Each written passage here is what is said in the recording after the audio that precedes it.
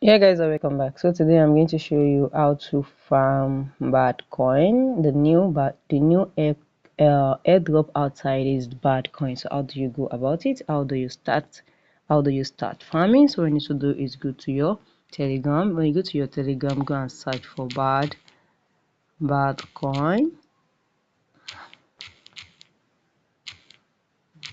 I'm gonna see bad coin. Sorry for that. Bad coin. And this is it. Click on it. Once you click on it, just click on start.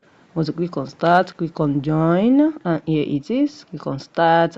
This is how you start farming the new airdrop, which is called Bitcoin. This is it now. So you need an invite. So for us to start, no slot, so you need to go and find a good refer either by your Twitter or by your Telegram.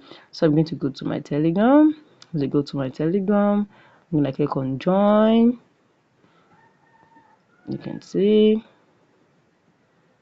so you just go there and go and tell someone to invite you, and you'll be able to go find a good referral. Someone needs to refer you. That is how you'll be able to farm your bad coin. Very easy. So you can go to bad coin community.